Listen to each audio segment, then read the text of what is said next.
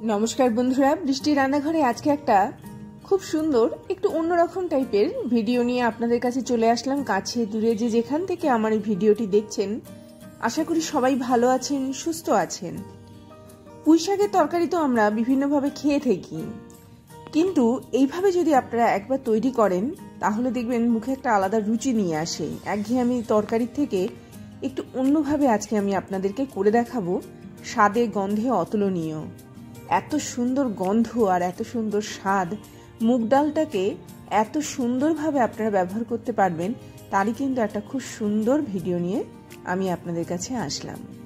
তার জন্য সবার প্রথমে আমি একটুখানি মুগ ডালটাকে ভাজা করে নিচ্ছি। একটু লালচে করে ভাজা করব, তবে খুব বেশি লালচে না, মিডিয়াম ফ্লেমে একটু গন্ধ বেরাবে সেই পর্যায়ে অবধি আমি ভাজা করে নিলাম। মুগ ডালটা আমি তুলে নিলাম।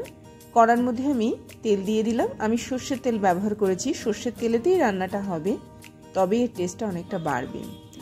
একটু অন্যভাবে রান্নাটাকে করার জন্য আমি এখানে আস্ত রসুন ব্যবহার করেছি। থেতো করা রসুন না, আস্ত রসুনই এখানে ব্যবহার করতে হবে। তার সাথে সাথে কুচনো পেঁয়াজ আমি এর মধ্যে দিয়ে দিলাম। এত সুন্দর একটা রান্না যতবার করবেন ততবার কিন্তু করতে ভালো লাগবে। ভাতের সাথে তো দারুণ লাগে, এটা খেতে খুব ভালো লাগে। ভাতের সাথে, সেদ্ধ চালের ভাতের সাথেই খেতে ভালো লাগে। তো পেঁয়াজটাকে আমি একটুখানি নাড়াচাড়া করে নিচ্ছি। রসুনটাকে প্রথমে আমি একটুখানি ভাজা করে নিলাম, তারপরে আমি পেঁয়াজটা এখানে একটুখানি ভাজা ভাজা মতো করে নিচ্ছি। পেঁয়াজটার সাথে সাথে আমি এখানে পুঁই শাকের ডাঁটাগুলোকে দিয়ে দিলাম। পুঁই শাকের ডাঁটাগুলোকে দেখুন আমি কিভাবে কেটেছি, মাঝখান দিয়ে চিড়ে একদম সরু সরু করে দেব।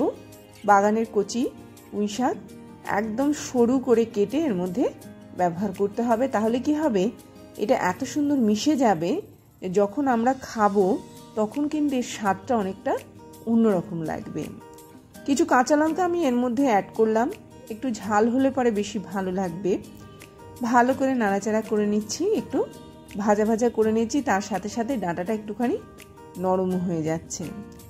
যখন এটা দু চারবার একটুখানি নাড়াচাড়ার পরে ভাজা ভাজা হয়ে গেল, আমি এর মধ্যে কুমড়ো দিয়ে দিলাম। কুমড়ো সাইজটা আমি একটুখানি বড় রেখেছি, খেতে অসাধারণ লাগবে। আর তাছাড়া কুমড়ো খুব তাড়াতাড়ি নরম হয়ে যায়, তাই জন্য ডাঁটার সাথে যাতে এটা একটুখানি মিশে যায় সেই জন্য আমি কুমড়োটাকে একটু বড় রেখেছি। আর ডাঁটাটাকে একদম সরু করে কেটেছি। একটা ডাঁটাকে ধরে নিন, মোটামুটি 4 ভাগ করে কাটতে হবে। এইভাবে মানে বারবার এটাকে নাড়াচাড়া করে কুমড়োটাকে একটু ভাজা করে নেব। খুব বেশি তেল কিন্তু আমি ব্যবহার করিনি, তবে এই তরকারিটা একটু তেলা তেলা হলে বেশি ভালো লাগে। এবারে যেহেতু এখনকার সময় অনেকে তেলটা খেতে ভালোবাসে না, তাই কম তেলে এটা রান্না করে দেখাচ্ছি। ভালো করে নাড়িয়ে নাড়িয়ে একটুখানি ভাজা, তার সাথে সাথে কষিয়ে নেব। মুগ ডালটা অ্যাড করলাম, দেওয়ার পরে এটাকেও খুব ভালো করে এর সঙ্গে একদম মিশিয়ে নেব। দেখুন এটা একদম খুব সুন্দরভাবে মিশে যাচ্ছে। তো এরকমভাবে কিন্তু মুগ ডালটাকে একটুখানি ভাজা করে নিতে হবে এই কুমড়ো এবং পুঁই শাকের ডাঁটার সাথে। কাঁচা লঙ্কা আমি অ্যাড করেছি। আমি আরেকটু ঝালটা বাড়িয়ে দেওয়ার জন্য গুঁড়ো লঙ্কা অ্যাড করলাম। আপনাদের যদি ঝাল বেশি খেতে আপনারা পছন্দ না করেন, যারাই পছন্দ করবে না, তাহলে তারা এখানে কাশ্মীরি লঙ্কা গুঁড়ো ব্যবহার করতে পারেন, তার সাথে সাথে কাঁচা লঙ্কাটা দিতে পারেন। কাঁচা লঙ্কাটা অবশ্যই দেবেন।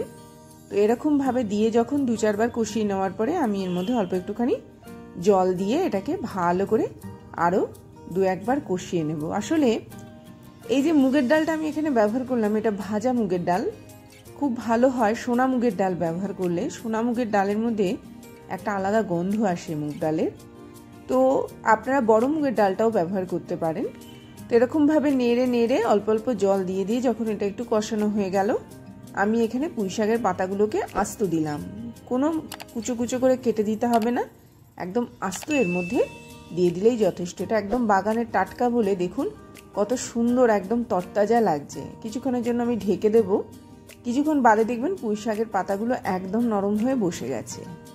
তো পুঁই শাকের পাতা হতে কিন্তু বেশিক্ষণ সময় লাগে না, এই জন্য আমি খুব ভালো করে এগুলোকে কষিয়ে কষিয়ে একদম দেখুন এইরকমভাবে কিন্তু আমি আস্তে আস্তে এবারে পাতাগুলোকে এই তরকারির সঙ্গে খুব সুন্দরভাবে মিশিয়ে দেব। পুঁই শাকের পাতা এইরকমভাবে ব্যবহার করলে পরে এটাও কিন্তু খুব টেস্টি হয়। এমন নয় যে মাঝখান দিয়ে একদম ছোট করে কেটে দিতে হবে তার কোনো দরকার নেই। আসলে পুঁই শাক এরকমভাবেই কিন্তু একদম মিশে যায়। তো এই পাতাটা হতে বেশিক্ষণ সময় লাগে না। বারবার নাড়াচাড়া করে তরকারিটা কিন্তু আমি একদম রেডি করে নিচ্ছি। আমি এর মধ্যে কোনো আলু দিইনি। আপনাদের যদি মনে হয় আপনারা আলুও ব্যবহার করতে পারেন, তবে এটা একটু যেহেতু অন্যরকম তৈরি করছি, যারা আলু খেতে ভালোবাসেন না তারাও কত সুন্দরভাবে খেতে পারবেন তারই কিন্তু একটা রেসিপি আমি তৈরি করছি। এরকমভাবে নাড়িয়ে নাড়িয়ে এটা একদম রেডি হয়ে গেল। দেখুন এই পাতাগুলো কিন্তু আপনাদের আর ছোট করে কেটে দেওয়ার প্রয়োজন পড়বে না। এরকমভাবে আমার কিন্তু তরকারিটা অনেকটা পর্যায়ে রেডি হয়ে গেল। আমি আরও কিছুক্ষণ সময়ের জন্য এটাকে ঢেকে দেব। একবার করে ঢাকনা খুলবো, ভালো করে নাড়াচাড়া করে আবার কিছুক্ষণের জন্য ঢেকে দেব। তাতে করে মুগ ডালটা যে পরিমাণে সেদ্ধ হবে সেই পরিমাণে সেদ্ধই কিন্তু এই তরকারির জন্য উপযুক্ত। আসলে মুগ ডালটা আমি এখানে একদম গলিয়ে ফেলবো না, নরম হবে, অথচ মানে যখন আমরা খাবো আস্ত দেখাবে, কিন্তু মুখে দিলে পরে একদম মিলিয়ে যাবে। খুব ভালো করে কষিয়ে কষিয়ে আমার এই তরকারিটা অনেকটা পর্যায়ে রেডি হয়ে গেল। এর থেকে পর্যাপ্ত পরিমাণে জল বেরিয়ে আসলো। এইবারে কাঁটা ছাড়া যে কোনো ধরনের মাছ আপনারা এখানে ব্যবহার করতে পারেন। তো ইলিশ মাছ দিয়ে তো ভালোই লাগবে। ইলিশ মাছ ছাড়া আপনারা মোটামুটি তেলাপিয়া মাছের যে গায়ে শাঁসটা থাকে সেটা এখানে ব্যবহার করতে পারেন। আপনারা এখানে যে কোনো ধরনের মাছ ব্যবহার করতে পারেন, বড় যে কোনো কাঁটা ছাড়া মাছ। আপনারা পোনা মাছ ব্যবহার করতে পারেন, পোনা মাছের কোলের দিকটা আপনারা এখানে ব্যবহার করতে পারেন। গাঁদাটা ব্যবহার করতে গেলে এখানে একটুখানি কাঁটাটাকে সরিয়ে নিয়ে ব্যবহার করবেন। তবে সবথেকে বেশি ভালো লাগে এর মধ্যে পুকুরের মাছটা। পুকুরের মাছটা যদিও কাঁটা আছে, যদি কাঁটাটা বেছে এর মধ্যে ব্যবহার করতে পারেন সেটা খেতে বেশি ভালো লাগে। এছাড়া আপনারা বললামই নানা ধরনের মাছ ব্যবহার করতে পারেন। তেলাপিয়া মাছ যেটা বড় আকারে রয়েছে, যেটাকে লাইলন টিকা বলে, সেই মাছটার শাঁসটাও কিন্তু এখানে ব্যবহার করতে পারেন।